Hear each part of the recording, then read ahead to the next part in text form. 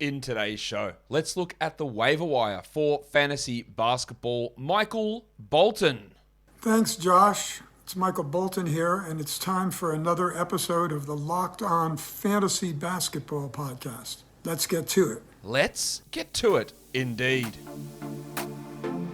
You are Locked On Fantasy Basketball, your daily fantasy basketball podcast, part of the Locked On Podcast Network.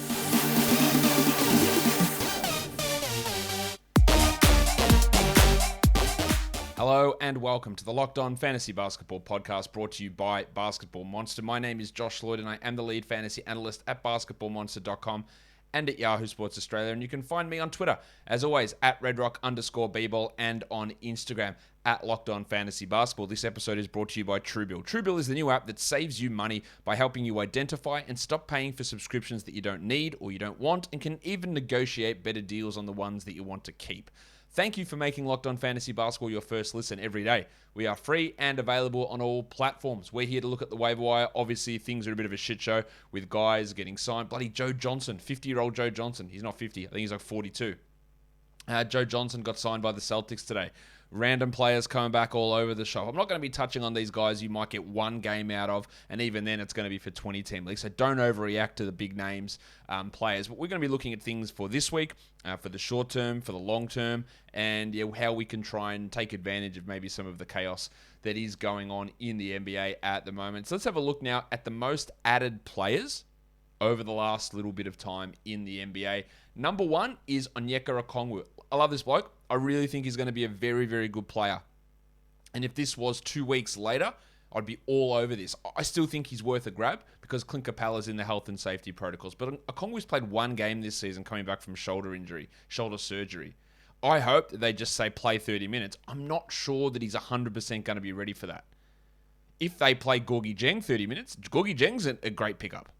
But if it's Okongwu, I would think they would go with Okongwu. They played Okongwu like 15 minutes or whatever as the backup in his first game, and Dieng didn't play, so that's encouraging. But can he play the full 28-minute Clint Capella role? Will they play 24 minutes apiece?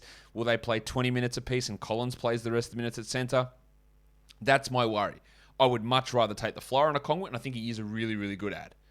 DeMarcus Cousins, also one of the most highly added players.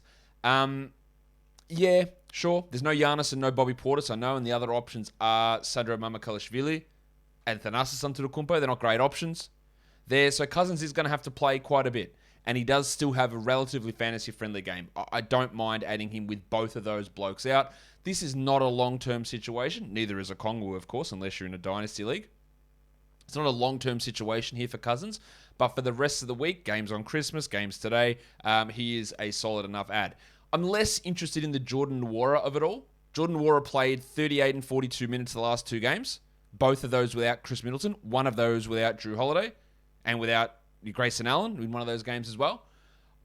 He put up good numbers for sure. But Middleton, Holiday, Allen, Connaughton, these guys are all going to be back and starting in today's action. And Rodney Hood will be back as well. I'm not sure that Nwora's playing 30-plus minutes. In fact, I'm pretty confident he won't. It'll be Holiday, Allen, Middleton, Connaughton, Cousins would be the starters, I would guess.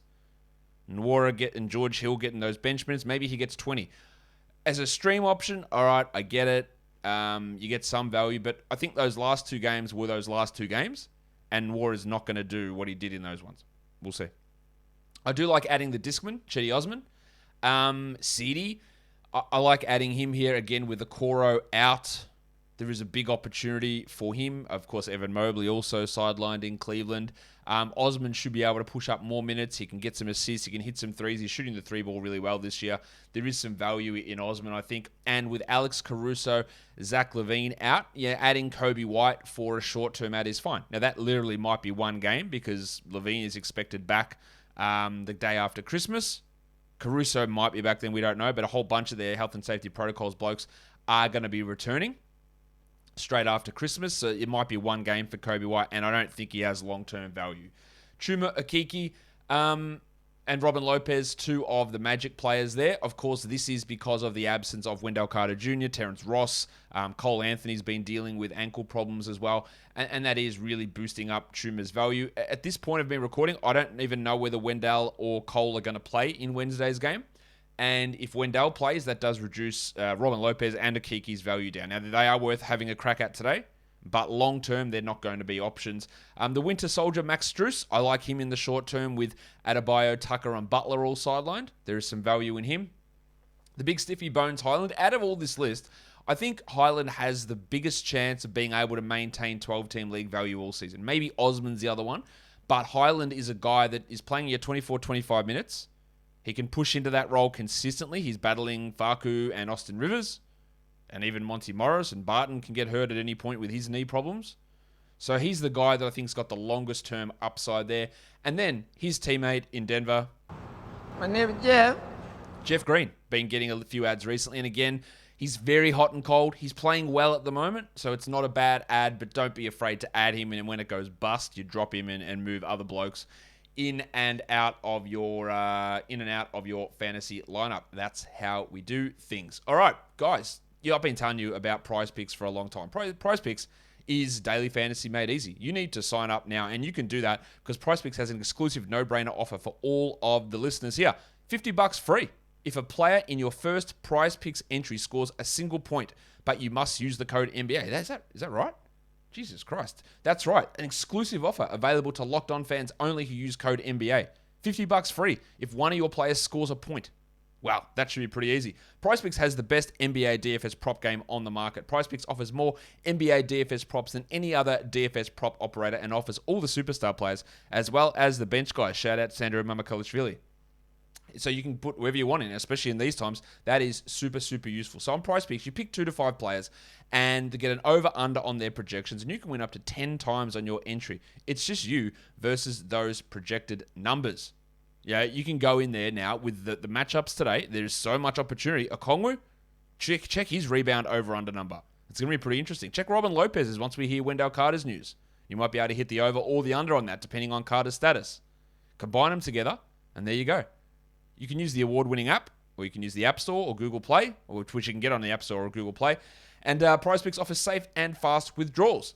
So go to prizepicks.com today, or download that app. All users who deposit and use the promo code NBA will get $50 free if your first PrizePicks entry scores a single point. That's right. All users that deposit and use our promo code NBA will get $50 free if your first PrizePicks entry scores a single point. PrizePicks is daily fantasy made easy. That's not even made easy. That is made extraordinarily easy because that getting 1 point, not that hard to do. You listen to podcasts for the power of the inside track. You switch to Boost Mobile for the power of saving money. Because with Boost, you get the power of a free 5G phone, so you can listen to the latest episodes of Locked On Fantasy Basketball and keep up with your favorite players and teams. The power of 3 unlimited data lines for $30 a month per line, so your family can share all of the insights. And the power of one of America's largest 5G networks, so you can do it all at the speed of 5G. With all that money you'll save and all that edge you'll gain, just how powerful will you become? Switch to Boost Mobile and find out. Get a free Samsung Galaxy A32 5G when you switch to one of America's largest 5G networks. More power to save, Boost Mobile. Free phone limited to new customers and 1 per line. Additional restrictions apply. Offers and coverage not available everywhere or for all phones and networks. See boostmobile.com for details. Give you details now on some players that I believe are droppable players. Couple Lakers to start things out. Isaiah Thomas and Talen Horton-Tucker. Isaiah Thomas, pretty obvious. Players are coming back from protocols. He's not good. He had that one game in his first game where he did really clean up in garbage time. It's a clear drop in 12 and 14 team leagues. And Talen Horton-Tucker, the promise is there with this bloke. He just doesn't deliver. I know the opportunity is there for him without Anthony Davis. And if you wanted to hold on to him because of that opportunity, I get it. But I don't know that the upside is high enough to deal with all the disappointments. Tyus Jones, the most obvious drop you'll ever see. Ja Morant's back. He's injured with a finger issue. Just drop him. He provided good service. Thank you for your commitment, Tyus Jones, but we'll see you later. We'll see you down the track if Ja gets hurt again. A couple of hyphens here. Kentavious Caldwell-Pope in the COVID protocols. Not good enough to hold through. Like a guy like Bobby Portis, someone asked me today. Yes, Bobby Portis is good enough to hold through the COVID protocols. All right, he's valuable enough. Kentavious Caldwell-Pope is not. Nickeil Alexander-Walker. It's pretty rough to drop him after yesterday's game. And I probably wouldn't. In fact, I would try to sell him to see if he can get anything back. But he's been shithouse all season. He had one good game against Portland, who's not good. Will it continue? Almost definitely not. So just look at him as a guy that is going to be expendable. Same with Kelly Oubre. Maybe you hold until Cody Martin returns, until we get clarification on Gordon Hayward and his back injury. But I do not believe that Oubre is going to be able to maintain 12-team league value. Hold now, maybe the sell-high window reopens, but don't look at him long-term. Pat Mills, again, it is a harder one, but they've been out of action for so long, the Nets. Next game's already postponed. There is going to be the return of Kyrie Irving, and then James Harden, and then Joe Harris. And Mills is really just a three-point specialist at this stage. Garrison Matthews, Gary Bird. Jalen Green's going to be back tomorrow. That probably pushes Matthews to the bench. If not, it at least reduces his role. He hasn't been absolutely dominating anyway, and he's not that good. He's solid enough as a rotation guy, but he's not going to be a 12-team league player. So if you do need to move on, consider him a drop. And Spencer Dinwiddie, just been shithouse. Now, he will be better. He'll be much better than he's been. But is it enough to justify a 12-team league roster spot? Probably not. In a 14-team league, I would almost definitely hold. But in a 12, I'll see you later. In fact, Jack Armstrong. Get that garbage out of here! Thank you. Some must-roster players. And you know what I mean by must-roster? If these guys are sitting on your waiver wire, just have a look and go, well, what are they doing? I probably should be finding space for them. The first one might be controversial, but I think Kelly Olynyk's a must-roster guy. I don't know exactly when he's back, but it literally could be in a week's time. With no Jeremy Grant, with Isaiah Stewart continuing to be And that's not to say that Olynyk will replace Stewart or start over him, but it might keep Stewart to 26 minutes. Or Stewart still might play 30 because Jeremy Grant's not there, and they might start Olynyk in this spot. And Olynyk is a top 100 guy if he plays 25 minutes. And it's not a hard bar to get with Stewart's struggles and Jeremy Grant's injury. So if you've got some ability to stash, or if you're, say, wiped out with COVID at the moment, and you got 7 blokes out, and you're going to lose this week anyway, grab him. And let's see if we get some updates. Desmond Bane, Dylan Brooks, a couple of Grizzlies guys. Yes, I am worried about how the shot distribution will all shake out with Jar back, but that's fine. You roster these guys now. You expect drop-offs from both of those guys, but they're still, I think, must-roster players. Josh the Hitman Hart, Alex Caruso, two guys who I think get a little bit underrated in fantasy, probably must-roster guys. Alec Burks. Alec Berg. I know, he's shooting terribly, like 20%, like really bad. But the minutes are sky high. He's still getting good rebounds and assists. He's a guy that I'm holding. A couple of centers. Dan Gafford and Isaiah Hartenstein. Now, Hartenstein's out at the moment, but I think he should get 20 minutes a night at least, and that's enough for me to hold. And I do think there is room for that to actually grow as the season goes on. Dan Gafford, clear must roster. Jared Vanderbilt out with COVID protocols. Unlike you're talking about KCP earlier, Vanderbilt's much better than that. If he gets dropped, and he is available in a lot of spots, Vanderbilt, I would add him and deal with the week's absence. And then Monty Morris, I think, has moved into must-roster territory. I'm not convinced that he will stay there long-term, but he is there at the moment, and we need to pay attention to that. Quite obviously, we also need to pay attention to the fact that in this pandemic, which, of course, is frustrating, right? We have signed up for subscriptions left, right, and center.